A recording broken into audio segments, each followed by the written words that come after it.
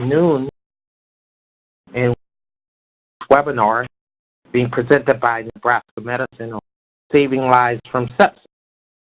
This is a Davies Award-winning use case for the value of health IT. My name is Arnold Simmons. I'm the Manager of Quality and Patient Safety, and it's my pleasure to moderate the presentation. Core to the promoting the use of health IT to improve the quality of healthcare delivery. HIMSS promotes and advocates the integration of clinical decision support and best practice guidance, access to clinical data to analyze progress, and IT-enabled patient safety tools for all healthcare organizations, clinicians, patients, and community members as vehicles for the improving patient outcomes. The HIMSS Nicholas E. Davies Award of Excellence is the pinnacle of the HIMSS Value Recognition Program.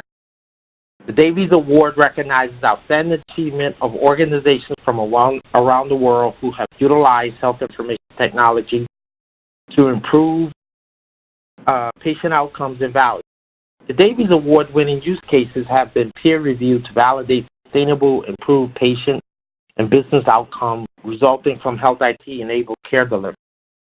It's my pleasure to welcome our two speakers for today's webinar, Dr. Micah Beachy and Charlotte Brewer. And I will turn the presentation over to you all.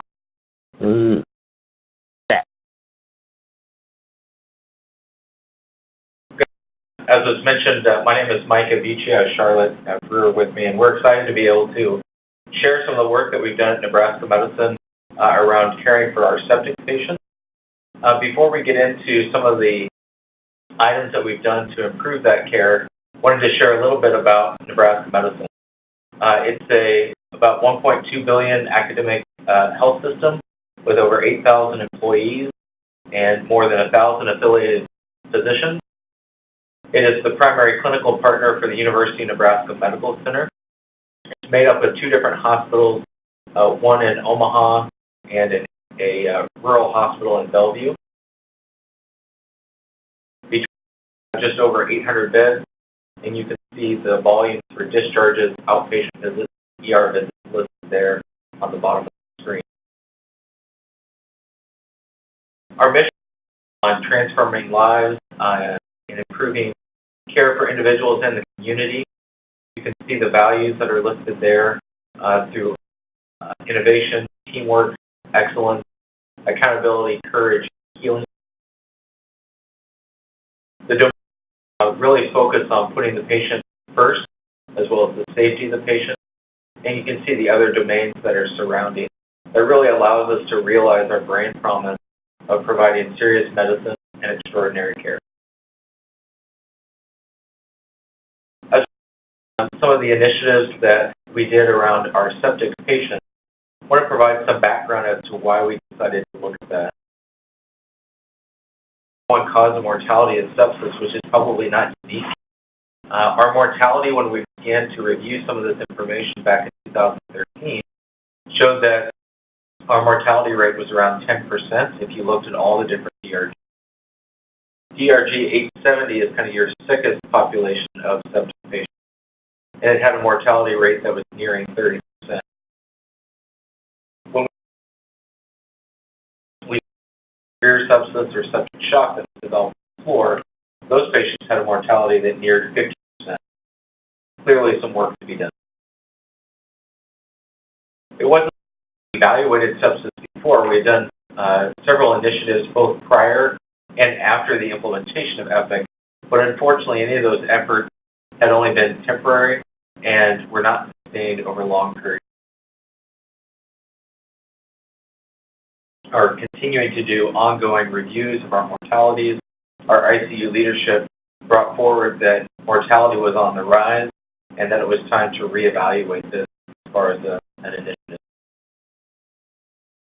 This figure here kind of underscores work that had been done and the unfortunate unsustainability of that work.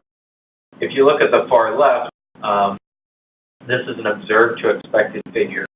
And just to make sure we're all on the same page, observed to expected of 1.44 in the top left-hand corner would suggest that 144 patients are dying when you would have only expected 100 to pass away. And different initiatives through a nurse screening pilot to a house-wide rollout and provider education that was all part of prior work that did see some improvement, but over about a 2-year time frame, we saw that we were back to an observed to expected index of 1.29, again, meaning 129 patients were passing away and you would have only expected. This demonstrates some of the areas of need for improvement. I hinted that we implemented a nurse screening process, and this graph shows that during 4 different quarters, we were only screening somewhere about 50% to just under 70% of the time, depending on the quarter, of our patients with our nurse screening process. We began to think about introducing another project around sepsis. The clinical effectiveness team was being formulated. And that team's goal was really to help reduce variability of care by providing and improving standardized care that was evidence-based, that would allow for cost savings, development of programs, all while improving patient safety, quality, and outcomes. The clinical effectiveness program funneled its work up into the overall quality structure to the patient safety and quality steering program. It's one of the what we call bucket lists of the patient safety and quality steering, which ultimately leads up to the board. The clinical effectiveness program itself also has a structure and is led by the Clinical Effectiveness Steering Committee, which has an executive sponsor and key enterprise leaders that have clear visibility to different areas throughout the hospital that might be areas of opportunity. The working group is made up of myself and Charlotte and the rest of our team, along with the analytics and a unique partnership with the College of Public Health at the University of Nebraska Medical Center. We end up being kind of the arms and legs of the clinical value bundle team. Those are the frontline staff that are engaged in any initiative. It's a very multidisciplinary group from physicians to nurses, pharmacists, and the like, all providing input around what the current issue is, as well as helping to determine what the future state or future improvement. The clinical effectiveness team uses a modified DMAIC process to evaluate what current state is, as well as analyze what the future state might look like, informing those discussions and decisions based on measuring utilizing different data to help measure those effects, and ultimately getting to the point of implementation and then benefit realization after the current state design state has taken place. I'm going to hand over to Charlotte and let her discuss some of the actual initiatives that were put into the electronic health record to help us support these changes. Thank you, Micah. As Micah mentioned, we worked with a large group of clinical end users to develop the ideal sepsis workflow. Our first workflow focused on our inpatient population, and what the group determined was we really wanted to start with the SIRS criteria and then have a nurse screen if the patient had 2 or more SIRS criteria. If the nurse found that a patient had any level of sepsis, they would then contact the provider to evaluate the patient further for sepsis, provide any additional orders at that time, and then once sepsis was ruled in or ruled out with the screening labs, the provider would initiate the 3- and 6-hour bundle. And what we tried to do is leverage health IT for each of these steps to really help hard code that process and make it more automated. So our nurses were already screening patients for sepsis, but what we found is that it was being inconsistently done across different units, and even some nurses were doing it every shift, others were just doing it as they remembered or as they suspected sepsis. So what we developed was an alert that would fire to the nurse anytime a patient developed or had 2 or more SIRS criteria. We actually piloted this, went several inpatient units as well as an ICU inpatient unit, and we did a pre and post survey with our nurses and found that it really wasn't a useful tool on our ICU patients. So we really tried to modify this tool and make it streamlined for our med-surg population. So we ended up including some different lockouts and additional documentation for our nurses so that this tool would help guide the nurse, but also we didn't want to increase alert fatigue with our nurses. In addition, we developed a scoring system for SIRS, which allowed us to put in a column within their patient list where they could easily see when they're glancing at all their patients who might be at a greater risk for sepsis. And they could hover over and look and see what different criteria that they met for SIRS. We also tried to improve our reports that the nurses had available to them while they were completing their sepsis screen. What we heard from nursing through our surveys was that they had to jump all over the chart to find the information that they needed to complete those sepsis screens. So what we did is we brought that information to them in a nice little sidebar report so that they could easily see all of the vitals, labs, and other results that would be pertinent to each step of the screening process. In addition, we provided very specific guidance based off of the result of that sepsis screen as to the next steps the nurse was to complete. For the provider, we had created a couple of tools. There's a widget that is available in all of our different provider overview reports that provides visibility to the nursing sepsis screen over the last 24 hours. In addition, if the provider clicks on that report link in that widget, they can see a more detailed view of all of the different things that put a patient at risk for sepsis. So we pull in all of the different labs, vitals, screening results, as well as microbiology results, and if the patient has some active orders already for lactic acid or blood cultures. So it really just helps provide a complete picture to the provider, making sepsis screening more easy for them. In addition, around this time, the sepsis core measure came out, and we realized that we needed to improve some of our tools to make things more automated and easier for providers to do the right thing, so that they could align with those 3- and 6-hour bundles with the core measure. We ended up creating a new frequency for our lactic acid orders so that providers, when they were suspecting sepsis, would automatically get a lactate now and then in 4 hours. So that way they didn't have to go back in and remember to place that follow-up lactic acid order. In addition, we made improvements to our bolus orders. We created unique medication orders that were specific to a bolus. So that way the instructions for the nurse were very specific as far as the rate and duration that bolus would be run over.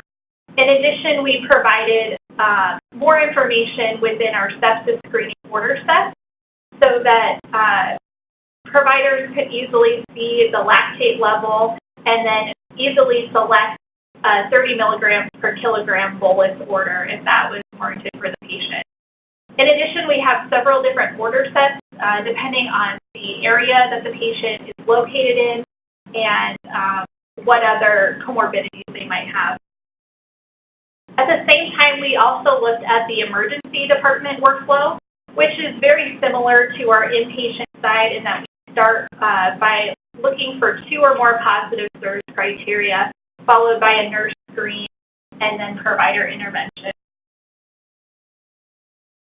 So in our triage area, our ED nurses are prompted by a question if a patient meets 2 or more SIRS criteria.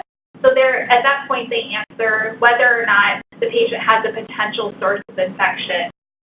If they answer suspected, the nurse then receives an alert that tells them that the patient has screened positive for sepsis and to initiate the nurse sepsis triage protocol. So at this time, the nurse can easily click accept, and then this opens up that triage protocol, which has all of the different screening orders that might be needed for the provider to make the determination if the patient has sepsis or not. In addition, we have our sepsis report available to our providers in the emergency department. Our pharmacists have also been a great partner in our emergency department, and we have a column available to them when a patient meets SIRS criteria as well. And as I mentioned earlier, we do have order sets available for our different care areas, and we do have one specifically for our emergency department. And on this slide, you can see we do have a section that is guides providers to the appropriate antibiotic therapy based off of what symptoms the patient might have. We also focused on trying to improve our outside transfer documentation. What we found is we have a lot of patients transferring to our medical center from smaller community-based hospitals. And previously, our patient placement unit or bed desk, they weren't necessarily getting all of the information needed in the system where it would be visible to other providers who were assuming care of that patient. So what we did is we developed a screening form for them within our electronic health system so that they could easily document all of the information needed for the provider who was accepting the patient so they could make the determination whether or not to accept the patient. But it also provides visibility to the team who takes care of that patient further down the road. So once this information is documented by the patient placement unit nurse, they contact the accepting provider, and that provider can easily pull all of that information into a note utilizing a template that we created. And within this note, we've actually added a provider sepsis screening section to help remind providers to do a sepsis screen on those patients. And they can help queue up orders and also recommend interventions that the transferring facility can start before the patient transfers. I'm going to hand it back over here to Micah with some of our outcomes. So I showed you the part of this figure earlier. On the far left-hand side is really the frequency with which nurses were doing a sepsis screen prior to our initiative. Once we went and kicked off our actual initiative in Q2 of 2015 going forward, you could see a steady incline and increase in the frequency with which that was occurring, specifically once the actual alerts were put into place. So in Q2 of 2016, the SIRS alert that Charlotte was highlighting went into place, more or less automating when patients needed to screen, not relying completely on nurses just remembering to do it or not. You can see a nice increase in frequency with which a screen was being performed, nearing 85% of the time, most of the months after that went into place. Some additional process metrics that were based off the CMS core measures are showed here. The repeat lactic acid, they need to have that repeated within 6 hours, which is based on the CMS definition. Once we put the sepsis frequency, sepsis stat frequency in the system, again, automating that and not having physicians and other providers having to recall to do this, we saw a nice increase of the 80 to 90% of the time. Our fluid boluses also improved prior to the updates and orders being placed. We were only getting fluid, the appropriate amount of fluid, 20 to 30% of the time. Now we're around 70% of the time that are severely septic or septic shock patients are receiving the adequate amount of fluid that they require. Some of the benefits that we've seen with our initiatives are in a couple different quadrants. One of those is around length of stay. If you look at our patients, again, at kind of based on the different DRGs, and as a reminder, 870 would be your more significant septic patient, and 872 kind of your less severe septic patient. And we saw this most significant decline in length of stay in our most significantly ill patients, where we saw a drop in about 50% of length of stay from prior to the initiative to post-implementation, and about a 6% in our less ill patients that had sepsis. If you look at readmission, prior to our initiative, we had about a 7% or just over 7% readmission rate for patients that were discharged with a diagnosis of sepsis. After our project was implemented, that dropped down more in the 5% range. If you quantify that a little bit differently and look at how many patients were actually not readmitted, when you compare this to your observed expected, it shows that 16 patients that would have previously been expected to come back to the hospital did not come back because of our initiative and efforts around care. One area of somewhat of a surprise and unanticipated improvement was the decline in our post-op sepsis. In just prior fiscal years, we had a fairly significant rate of post-op sepsis. If you look at the PSI 30. In fiscal year 17, that dropped down to an index of 0.2, again, meaning that only 20 patients experienced that event you would have expected close to 100. And if you look at that in a little bit different fashion, you can say that nearly 49 patients had this prevented where they did not have post-op sepsis. And even though that we didn't particularly focus on post-op sepsis, we feel like all the additional work that we did around screening, enhanced infection focus, this really kind of bled into this initiative or into this area as well, and allowed us to. But really the ultimate effort was around improving our mortality.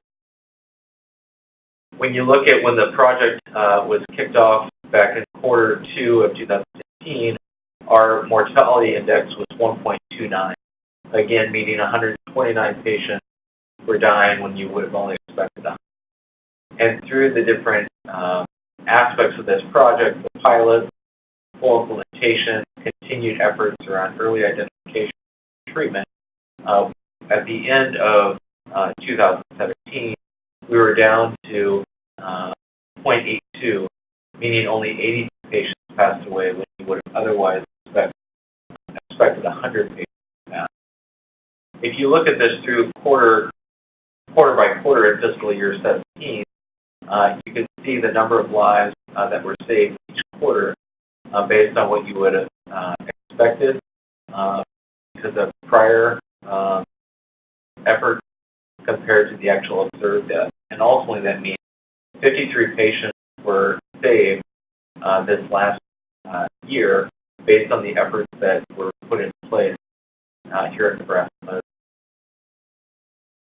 If you look at this kind of return on investment from the length of stay standpoint, it's about $172,000 that was saved. Readmission, just about $60,000. For post-op sepsis, around $2 million in diverted costs caring for patients had they otherwise developed post-op sepsis. But again, when you look at lives saved, it's really priceless. It's something that we're very proud of. Our efforts are not stale. They are continuing to move.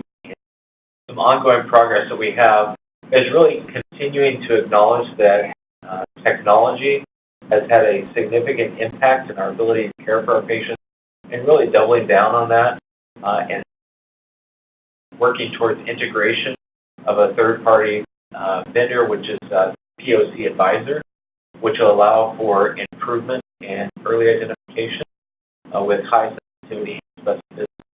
It utilizes natural language processing with some of that specificity. Not only does it help with earlier identification, it also helps support some follow-up action as it relates to treatment.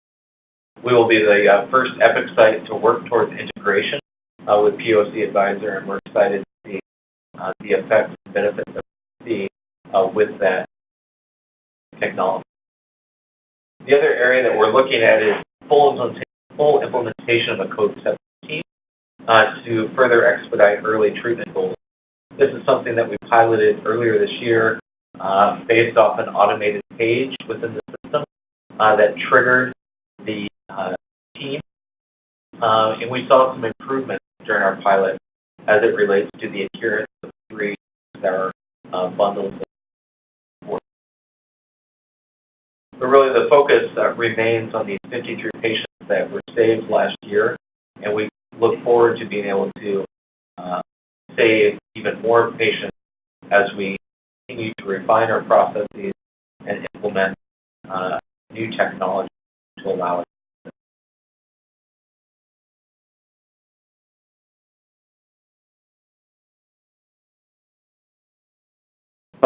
Thank you, Dr. Beachy and Charlotte, for that great presentation. Just want to remind folks where to find eventually this recording and other Davies webinar, along with information on how to apply for Davies Awards. And that information can be found posted at the HIMSS Davies website at hims.org/Davies. And again, thank you so much.